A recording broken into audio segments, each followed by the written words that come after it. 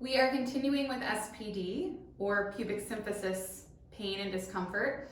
Again, it has everything to do with this disc right between those two bones on the front side.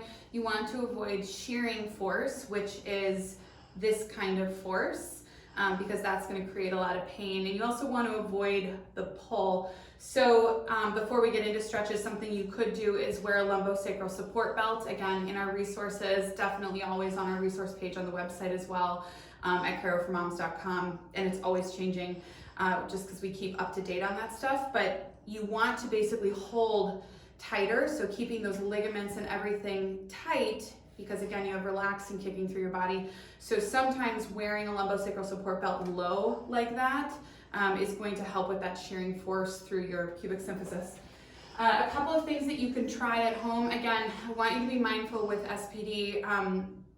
If you feel anything pulling or you're recreating the pain, do not do it, okay? Because it is such a tiny space, and it's one of those things, if you're recreating that same pain, it means you're probably doing damage. So if you're feeling that, don't do it. But I do want you to still also focus on stretching everything kind of surrounding that area. So when you're dealing with SPD, you're dealing with stuff right in through here, and you're dealing with stuff in through here, okay? So you want to loosen that stuff as much as possible.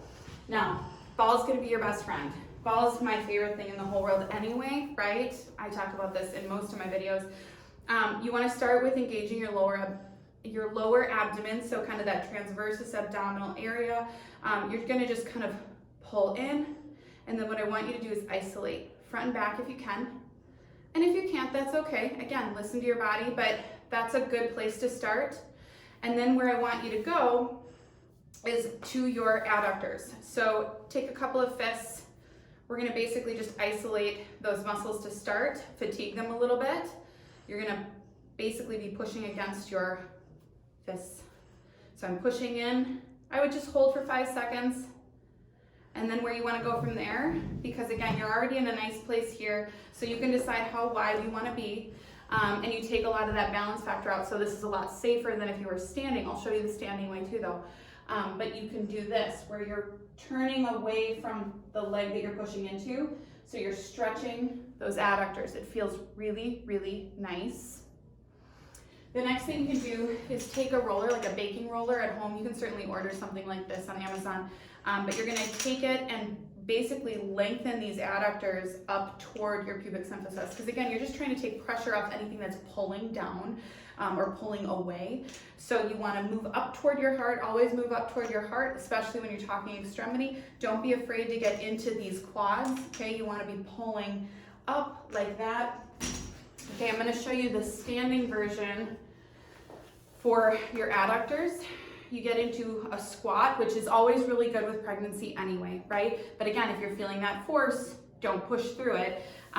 If this feels okay to get into this squat, I want you to just very mindfully push outward. And again, you're strengthening at the same time, right? I'm doing a squat. I'm prepping for labor and delivery. I'm getting strong. So it's a really nice thing to do to get both at the same time. Something you can also do is to get on the floor, use a pillow. Your adductors, again, are a big component to this. So a nice thing you can do, because you have belly, right, is to take a higher pillow and to just sit like this, okay? Right now, I'm getting pulled through these. You can certainly scooch up, spread these further apart, and you'll get a nice stretch through those adductors without doing any damage, right? Everything's slow, everything's steady. You have a lot of support with a pillow like this, and you're really opening that space up. Next, we're gonna go to your hip flexors, right? Kind of into that round ligament area, and then your piriformis, because again, you wanna focus on all aspects of the pelvis. So we wanna get this area, we wanna get this area, and then we wanna get this area, okay? Again, being mindful of any shearing or torsion.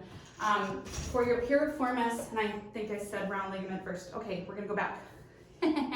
Okay, round ligament, hip flexor, since I'm standing already.